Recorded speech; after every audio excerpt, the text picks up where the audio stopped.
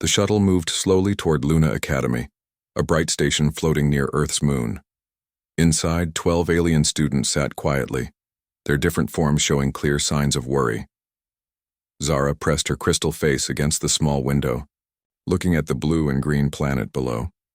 Her homeworld was a peaceful place with soft purple skies and gentle winds. Earth looked wild and dangerous. "Are you sure we will be safe?" asked Finn, a young Delphian whose blue skin looked pale with fear. His gills moved fast as he breathed the special air mixture the station provided. On his water world, storms were rare and gentle. The white clouds spinning around Earth looked like monsters to him. Buzz, a Cathera student, clicked his forearms together nervously. His insect-like eyes could see many colors that others could not. The energy coming from Earth hurt his sensitive vision. "My mother told me stories about Deathworlds," he said in his clicking voice. "She said they are places where life fights to survive every day." The other alien students nodded. They had all heard the stories. Deathworlds were planets so dangerous that most species could not live there. Only the strongest and most dangerous creatures could survive such places. And humans came from the worst death world known to the galaxy. Professor Jake Morrison waited at the docking bay as the shuttle connected to the station. He was a tall man with short gray hair and kind eyes. His arm showed old scars from his time as a soldier on Earth. Now he taught alien biology and helped species understand each other. Today would be his biggest challenge yet. The airlock opened and the alien students came out slowly. They moved like they expected something terrible to happen at any moment. Jake smiled and spread his arms wide in welcome. The sudden movement made 3 students jump back in fear. "Welcome to Luna Academy," Jake said in a calm voice. "I know this is scary for all of you, but I promise you are safe here." He had learned to speak slowly and clearly when talking to aliens. Many species found human speech patterns confusing or threatening. Zara stepped forward, speaking for her group. Her crystal body made bell-like sounds when she moved. "Professor Morrison, we have heard many things about humans and your homeworld. Are the stories true? Is Earth really as dangerous as they say?" Jake thought carefully before answering. He had been asked this question many times before. "Earth is different from your worlds, yes, but we will learn about these differences together. That is why you are here." A human student named Lisa Chang walked into the docking bay carrying books and a bag. She was about the same age as the alien students, with long black hair and a friendly smile. When she saw the group, she waved and walked over.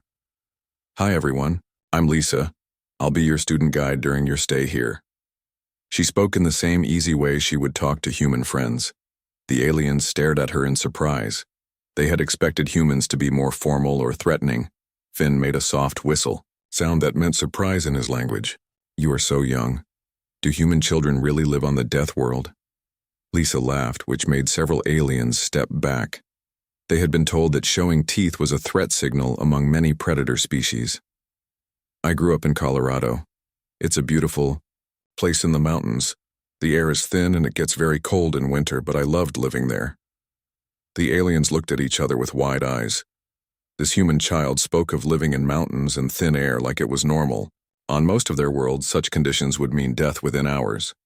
Ron Baker, the station's maintenance chief, walked by carrying a large metal tool. He was a big man with strong arms and dirt on his clothes from working. When he saw the Yao group, he stopped and smiled. "New students? Welcome aboard." As he walked away, the station made a small shaking movement. It was barely noticeable, just a tiny change in the artificial gravity system. Ron had been working on it and caused a small fluctuation. To humans, it felt like nothing, but the alien students cried out in fear. Several fell to the floor. Buzz made loud clicking sounds that meant danger in his language. Finn's gills closed tight as his body prepared for disaster. "What was that?" Zara asked, her crystal body flashing bright colors that showed panic. "Are we under attack? Is the station breaking apart?" Jake quickly raised his hands to calm them. "It's okay. Ron was just fixing the gravity system. It happens sometimes. There is no danger." Lisa looked confused. "I didn't feel anything. What's wrong?" The alien stared at her. They had felt what seemed like a major disaster, but this human child had not even noticed. How could someone be so unaware of danger? Or were humans so used to dangerous situations that they ignored what would terrify other species? Professor Morrison helped the shaking students stand up. "Let's go to your rooms now. You can rest and get used to the station. Tomorrow we will begin classes." As they walked through the corridors, the aliens saw human students and workers going about their normal activities. They moved with confidence and ease that seemed impossible to species from safe, stable worlds. These humans acted like they had never known fear. That night in their shared living area, the alien students gathered to talk. They spoke in whispers, afraid that humans might hear them and become angry. "Did you see how they moved?" asked Finn, "like predators who are never afraid of anything." "The human child spoke of living in mountains," added Buzz. "My people would need special equipment to survive at such heights." She spoke of it like a pleasant memory. Zara's crystal body glowed softly as she thought. Perhaps the stories are true. Perhaps humans are the most dangerous species in known space. But if that is so, why did they accept us into their academy? Why do they seem so kind? None of them had an answer. They went to sleep that night wondering what other secrets about humans and their terrible home world they would discover. Outside their windows, Earth spun slowly in space, looking beautiful and terrifying at the same time. The alien students had no idea that their real education was just beginning. Tomorrow would bring lessons that would change how they saw humans forever. The next morning, Professor Morrison stood in front of his mixed class of human and alien students. The room was bright and comfortable, designed to make all species feel welcome. Large windows showed the beautiful view of Earth spinning below, but the alien students tried not to look at the dangerous planet. "Today we will learn about basic survival skills," Jake said as he placed a collection of simple tools on his desk. "These are things that every intelligent being should know to stay safe in different environments." The human students nodded and took out their notebooks. They had learned some of these skills as children, so this would be an easy class. But the alien students looked worried. On their homeworlds, survival was not something individuals needed to think about. Their societies provided everything needed for safe living. Jake picked up a clear container of water. "First, let's talk about finding clean water. Water is necessary for most life forms, but not all water is safe to drink." He explained how to tell good water from bad water, and how to make dirty water clean by boiling it. Finn raised one of his webbed hands. "Professor Morrison, on my world, all water is pure. Our cities clean all water automatically. Why would anyone need to find water in dangerous places?" "Sometimes people get lost," Jake explained. "Sometimes their transportation breaks down far from cities. Sometimes there are natural disasters that damage the water systems. Humans learn these skills so they can survive until help arrives." The alien students looked at each other with concern. Their worlds were so well organized that getting lost was almost impossible. Natural disasters were prevented by technology, and transportation never failed. The idea that someone might need to survive alone in wild places seemed terrible to them. Jake picked up 2 small sticks and some dry grass. "Now I'll show you how to make fire without modern tools." He rubbed the sticks together quickly, creating small amounts of smoke. Soon the grass began to burn, and he carefully built a small fire in a metal container. Buzz clicked his arms together, in distress. "Professor, fire is very dangerous. On my world, only trained specialists are allowed to use fire, and only with many safety measures. How can you handle it so easily?" "Humans have used fire for thousands of years," Jake said as he safely put out the small flame. "Human children learn fire safety when they are very young. We teach them to respect fire but not to fear it." The alien students were shocked. They came from worlds where fire was either completely controlled by machines or completely forbidden. The idea of children learning to use something so dangerous seemed impossible. Lisa Chang raised her hand. "Professor, should I show them my camping videos? I have some from when I was little." Jake nodded. "That would be helpful, Lisa." Lisa connected her personal device to the room's display screen. The first video showed a much younger Lisa, maybe 8 years old, standing in a forest with tall trees and rocky ground. She was holding a knife almost as long as her hand, using it to cut branches. The alien students gasped. Zara's crystal body flashed bright red, which meant extreme alarm. That human child has a weapon. Why is no adult stopping her? It's not a weapon, Lisa laughed. It's just a camping knife.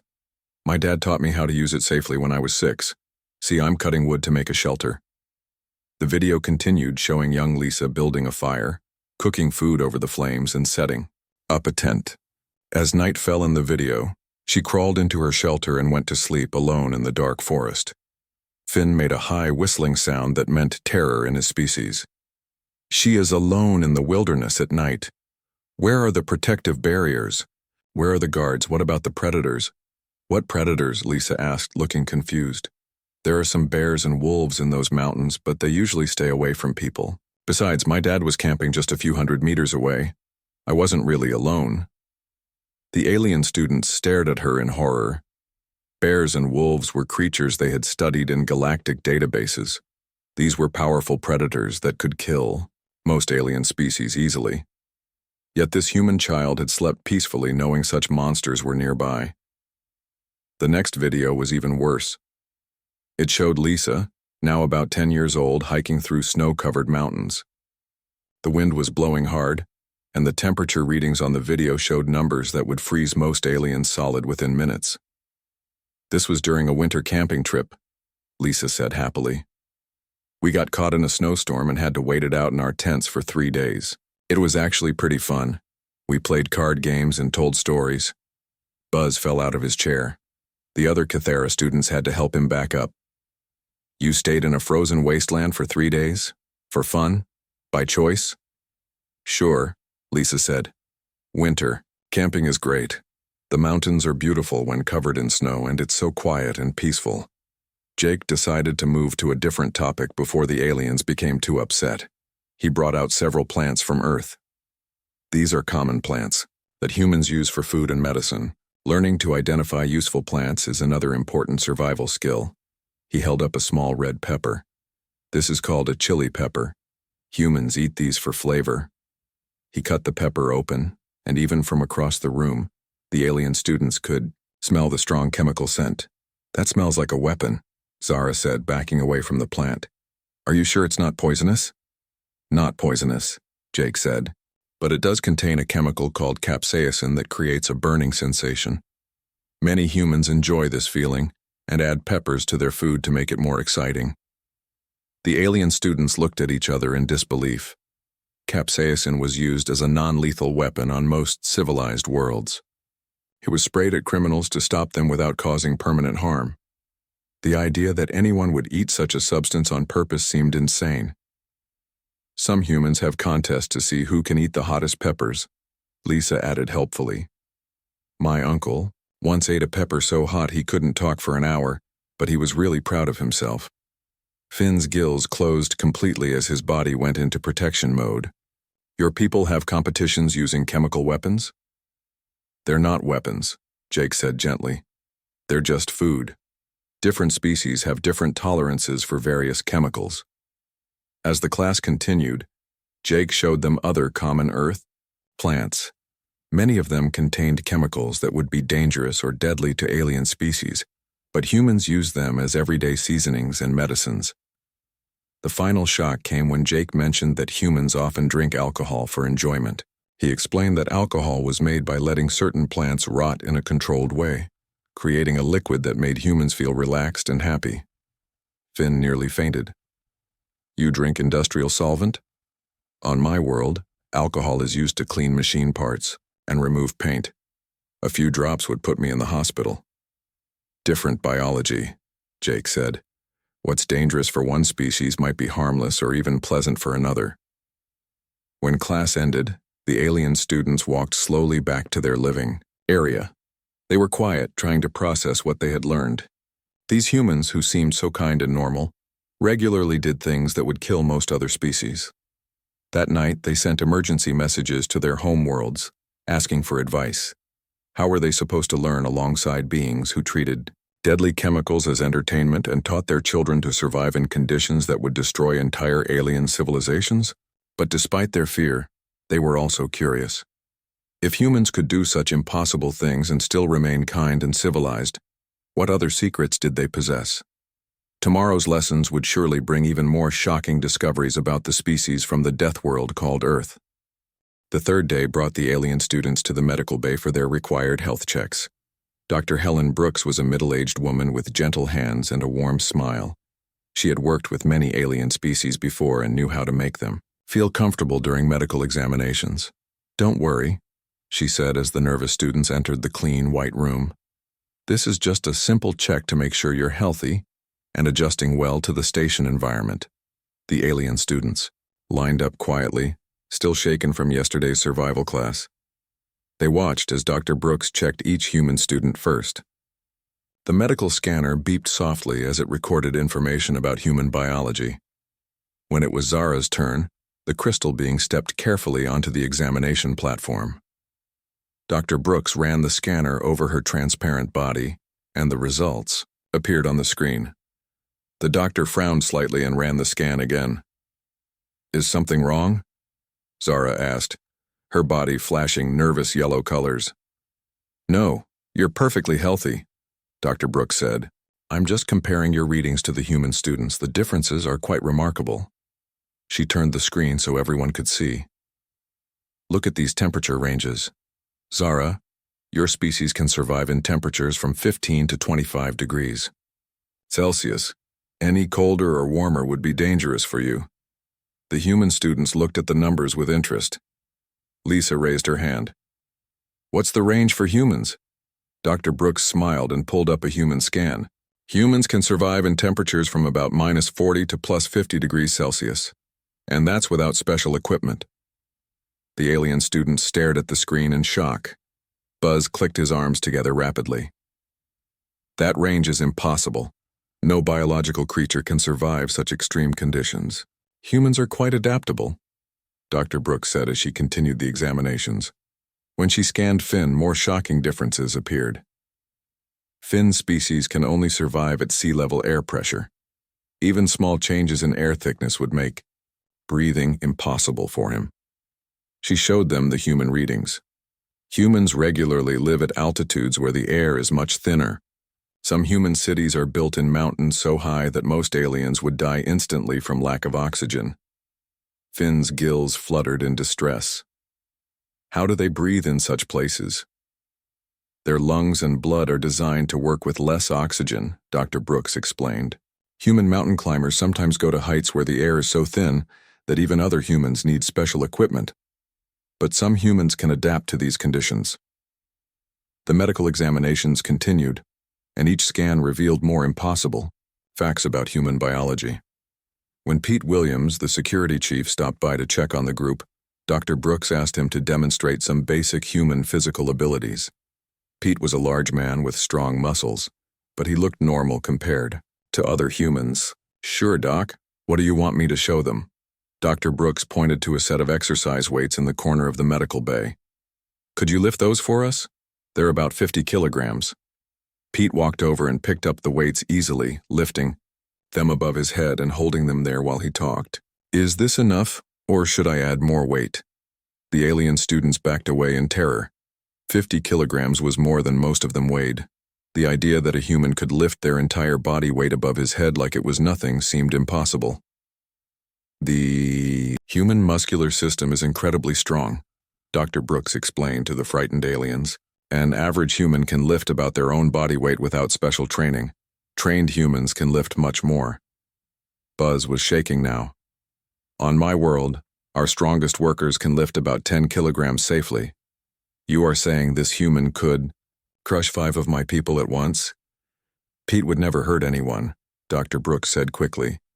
"But yes, humans are much stronger than most species we know." Pete carefully put the weights down and smiled at the aliens. "Don't worry, little guys. I've been trained to be very gentle around other species. All humans learn to control their strength when working with aliens." This did not make the alien students feel better. The fact that humans had to learn to hold back their strength was even more frightening than the strength itself. Danny Foster, a maintenance worker, walked into the medical bay carrying a heavy toolbox. He had been working for 16 hours straight, fixing various systems around the station. His clothes were dirty and he looked tired, but he was still moving and working normally. "Sorry to interrupt, Doc," Danny said. "I need to check the medical scanner's power connection. The main computer says it's running a bit hot." Dr. Brooks nodded. "How long have you been working today, Danny?" "Started at 600 this morning," Danny said as he opened his toolbox and began working on the scanner. "Should be finished with this job in another hour or two, then I can get some sleep." Zara quickly calculated the time. "You have been working for 16 hours? Without stopping?" Danny looked up from his work. "It's not that bad. I took a few breaks for coffee and food. Sometimes we have to work long shifts when important systems need fixing." The alien students were horrified. On Zara's world, 4 hours was considered the maximum safe working time. After that, crystal beings needed several hours of rest to recharge their energy. The idea of working for 16 hours straight would kill most of her people. "How is this possible?" Finn whispered to Dr. Brooks. "How do humans stay awake and functional for so long?" "Human biology is designed for endurance," she explained. "They can stay active for long periods when necessary. Some humans have stayed awake for days during emergencies." Buzz made a loud clicking sound that meant extreme distress. "Days without sleep? That would cause permanent brain damage to my species." The final shock came when Chloe Adams, a human engineering student, arrived to help Danny with his work. She was carrying tools that made the aliens jump back in fear. The devices were clearly designed to work with high-voltage electricity. "Thanks for helping, Chloe," Danny said. "Can you hold this power cable while I reconnect it?" Chloe took the thick cable in her bare hands. The aliens could see electricity readings on Danny's equipment showing voltages that would instantly kill most galactic species. But Chloe held the cable calmly while Danny worked. "Is that not dangerous?" Zara asked, her body flashing bright red warning colors. "A little," Chloe admitted. "But the cable is insulated and I know how to handle electrical equipment safely. We learned this stuff in high school." Finn's gills closed completely as his body went into emergency protection mode. "High school? You teach children to handle deadly electricity?" "It's not that deadly if you know what you're doing," Chloe said. "Besides, most human jobs require some electrical knowledge. We start learning basic electrical safety when we're pretty young." Dr. Brooks showed the aliens the electrical tolerance readings from the medical scans. Humans can survive electrical shocks that would kill most other species. Their nervous systems are remarkably resistant to electrical damage. When the medical examinations were finally over, the alien students stumbled back to their living area in complete shock.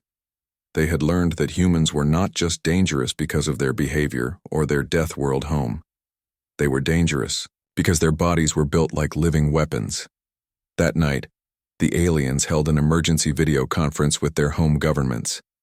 The conversation was filled with panicked clicking, whistling, and crystal flashing as they tried to explain what they had discovered. "Send rescue ships," Buzz clicked rapidly. "These humans are not just from a death world. They are the death world. Their bodies can survive anything. They can work without rest, lift crushing weights, and handle electricity that would destroy our cities." But even as they begged for rescue, the aliens found themselves confused by one thing. These incredibly dangerous humans continued to be kind, gentle, and helpful. They seemed to care about alien safety and comfort. How could beings so deadly be so caring at the same time? The answer to that question would have to wait for tomorrow's lessons. But the alien students were beginning to suspect that the most shocking discoveries about humans were still to come. The alien students had been at Luna Academy for 4 days now, and each day brought new horrors about human capabilities. Today, they had finally gathered enough courage to ask the question that terrified them most. They wanted to see Earth itself. Professor Morrison stood in the observation deck, looking down at the blue and white planet spinning slowly below. The alien students had requested this special class, though he could see the fear in their eyes. They needed to understand where humans came from, even if the knowledge might break their minds. "Are you sure you want to do this?" Jake asked gently. Learning about Earth's environment can be quite shocking for visitors from safer worlds. Zara stepped forward, speaking for her group. Her crystal body was flashing nervous colors, but her voice was steady. We must know, Professor Morrison. We need to understand how your species became so strong and dangerous. Please show us your homeworld. Jake nodded and activated the large display screen. The first image showed a peaceful meadow with green grass and colorful flowers. A few white clouds drifted across a bright blue sky. It looked beautiful and calm. This is a typical spring day in a place called Kansas, Jake said. The temperature is about 22 degrees Celsius, with light winds and partly cloudy skies. Many humans would consider this perfect weather for outdoor activities. The aliens relaxed slightly. This did not look like a death world. It looked almost as peaceful as their own home planets. Then the sky in the image began to change. The white clouds grew darker and larger. The wind started moving the grass and flowers more violently. Jake switched to a video feed from a weather station.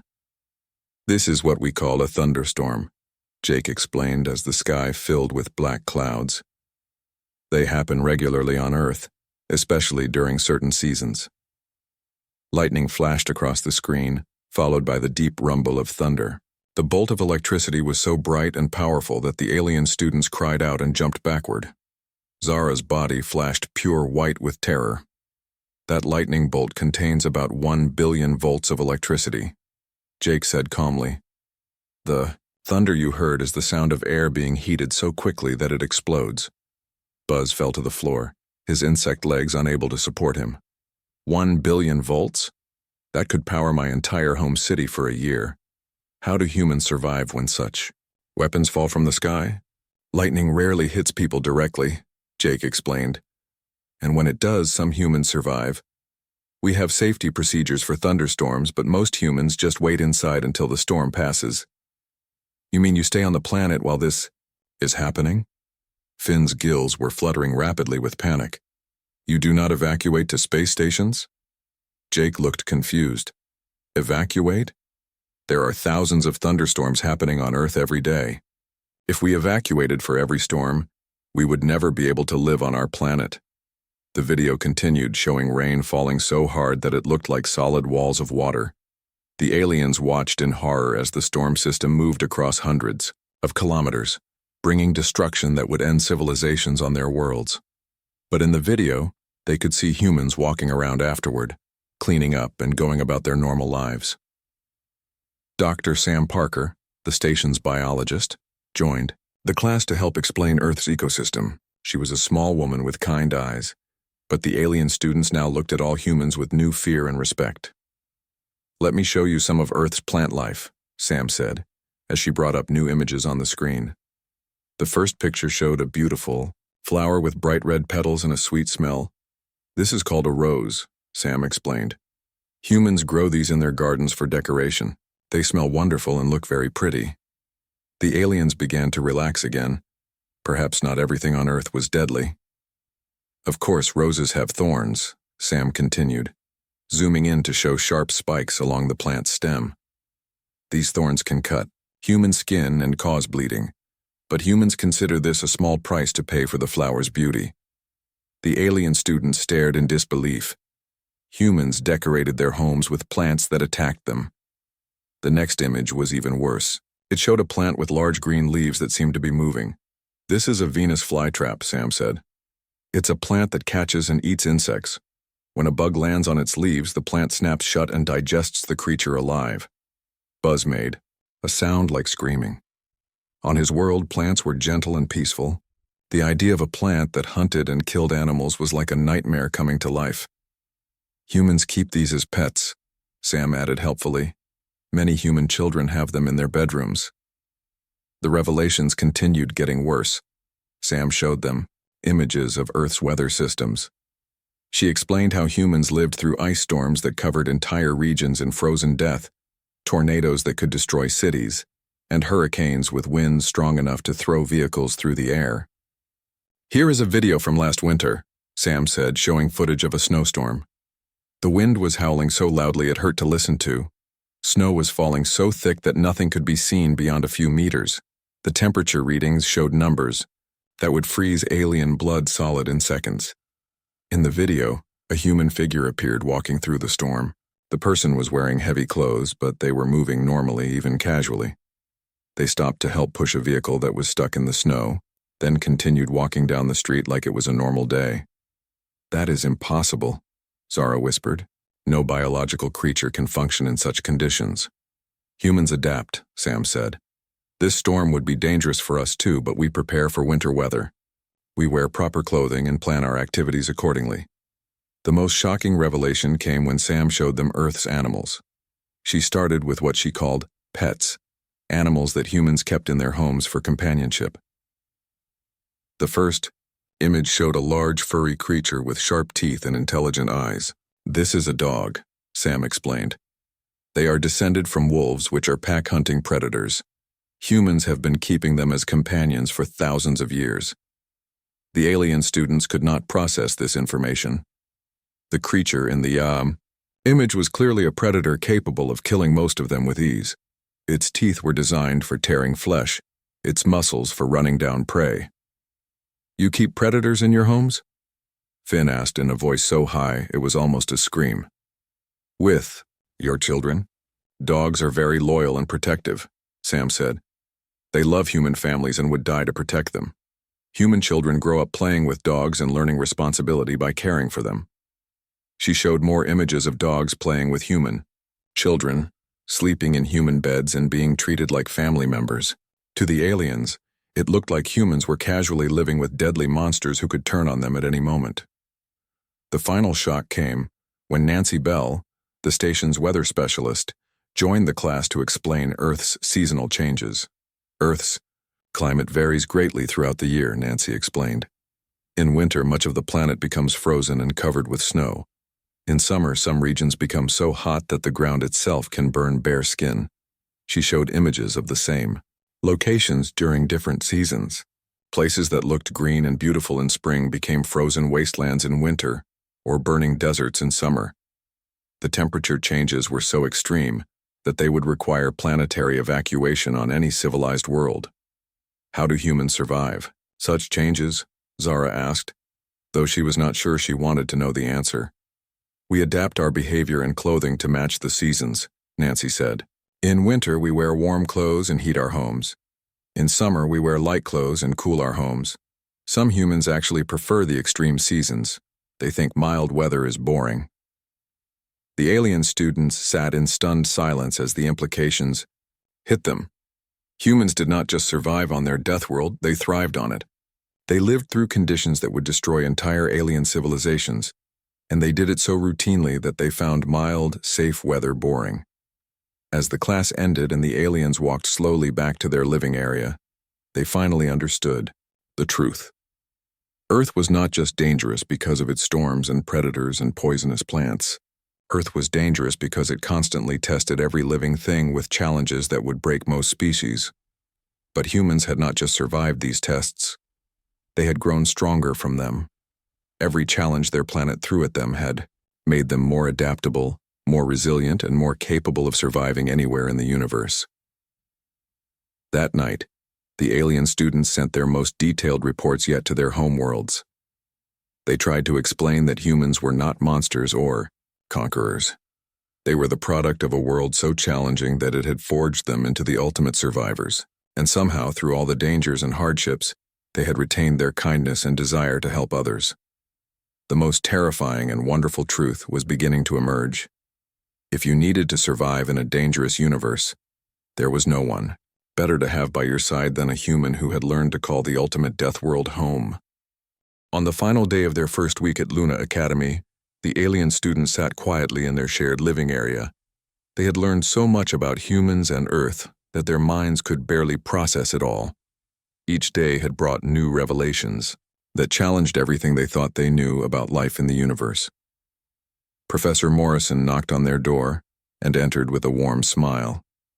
Behind him came Lisa and several other human students, carrying food and decorations. Today was Kevin Wright's birthday, and the humans wanted to include their alien classmates in the celebration. "Oh, we thought you might like to see how humans celebrate special occasions," Jake said. "Kevin is turning 20 today, which is an important age for humans." The aliens watched nervously as the humans set up their party. They hung colorful decorations from the ceiling and arranged chairs in a circle. Lisa brought out a large cake covered in sweet frosting and small candles. Kevin arrived with a big smile on his face. He was a young man with brown hair and friendly eyes studying engineering at the academy. The alien students had grown to like him during their classes together, though they now understood he was far more dangerous than he appeared. "Thanks for coming to my party," Kevin said to the aliens. "I know this must all seem strange to you, but I hope you'll enjoy yourselves." The humans began their celebration by singing a song to Kevin. The aliens listened to the happy music and watched as Kevin's friends gave him gifts wrapped in colorful paper. It seemed peaceful and normal, much like celebrations on their own worlds. Then Lisa brought out the cake and began placing small candles on top of it. "Make a wish, Kevin," she said as she lit each candle with a small flame. The alien students tensed as they watched the fire dancing on top of the food. On most civilized worlds, combining fire with food was unthinkable. It was dangerous and contaminating. "Now blow out the candles," Lisa said. Kevin took a deep breath and blew out all the flames at once. The humans cheered and clapped their hands. The aliens stared in shock. Kevin had just put his mouth near open flames and used his breath to extinguish them. Such an action would seriously injure most alien species. But the real shock came when the humans began cutting and eating the cake. They consumed food that had been exposed to open fire, laughing and talking as if nothing unusual had happened. "Would you like to try some?" Kevin asked the aliens, offering them pieces of the sweet cake. The aliens politely refused, still too frightened by the fire exposure to risk eating the contaminated food. The humans did not seem offended by their refusal as the party continued. One of the human students brought out bottles of a clear liquid. The aliens recognized it immediately from their earlier lessons. It was alcohol, the industrial solvent that humans drank for pleasure. "Let's make a toast to Kevin," said Tom Miller, one of Kevin's friends. He opened the bottles and poured the dangerous chemical into small glasses. The humans raised their glasses and spoke kind words about Kevin's friendship and accomplishments. Then they drank the industrial solvent together, smiling and laughing as the poison entered their systems. The alien students watched in fascination and horror as the humans consumed enough alcohol to kill several of them. But instead of falling down dead, the humans became more relaxed and happy. They told funny stories and sang more songs. "How are they not dying?" Buzz whispered to his fellow aliens. "They have consumed enough industrial chemicals to dissolve metal." Zara's crystal body was flashing confused colors. "I do not understand. They are poisoning themselves, but they seem to be enjoying it." As the evening went on, the humans began sharing stories about their lives on Earth. Kevin talked about growing up on a farm in Iowa, where he learned to operate dangerous machinery and care for large animals that could easily kill him. "My favorite memory," Kevin said with a smile, "was when I was 12 and got caught in a tornado while working in the fields. I had to take shelter in a ditch for 2 hours, while winds strong enough to destroy buildings passed right over me." The alien students looked at each other in amazement. Kevin was describing a near-death experience as a happy childhood memory. Lisa shared her own story about getting lost in the mountains during a winter hiking trip. "I was alone for 3 days, in freezing temperatures with limited food and water. But I used the survival skills my parents taught me and found my way back to the trail. It was scary but also exciting. I felt so proud of myself for surviving." The aliens began to understand something important. These humans were not just telling stories about surviving terrible dangers. They were describing experiences that had made them feel strong and proud and happy. Tom told about learning to scuba dive in the ocean, swimming down into dark depths where pressure would crush most alien bodies and dangerous predators lived in the shadows. "The underwater world is so beautiful," he said. "Swimming with sharks and seeing coral reefs is like visiting another planet." For Tom, swimming with creatures that could eat him alive was a pleasant recreational activity. As the humans continued, sharing their stories. A pattern became clear to the alien students. Every human had tales of surviving dangers that would kill most galactic species. But they did not tell these stories with fear or sadness. They told them with joy and pride and fondness. Professor Morrison noticed the aliens' confusion and sat down with them.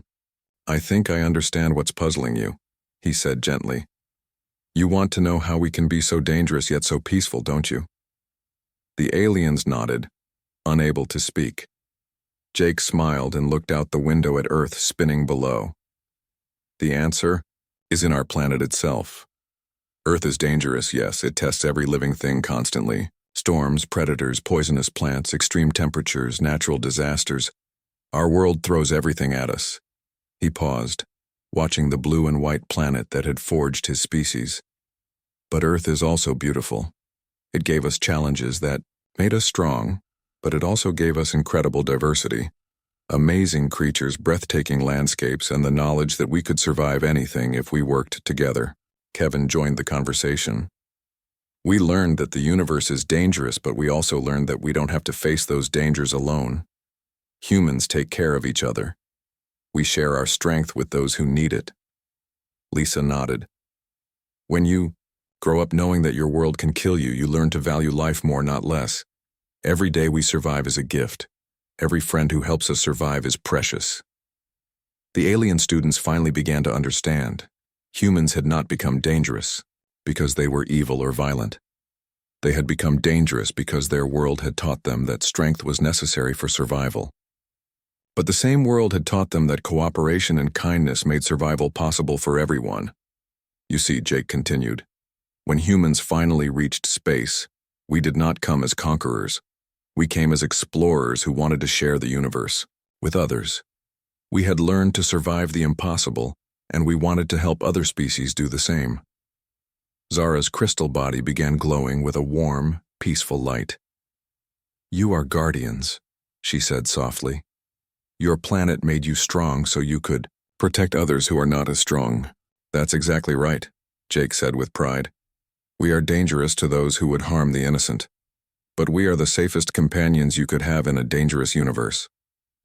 As the party wound down, the alien students helped clean up alongside their human friends. For the first time since arriving at Luna Academy, they felt truly safe.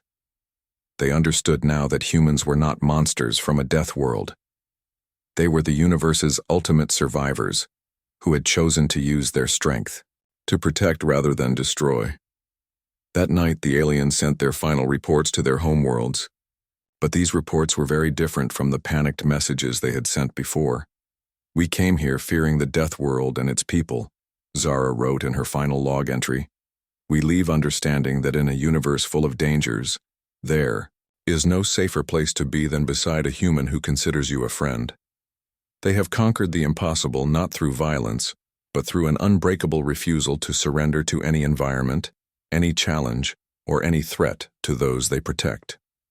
The next morning, instead of requesting early departure as they had planned, every alien student applied for extended exchange programs.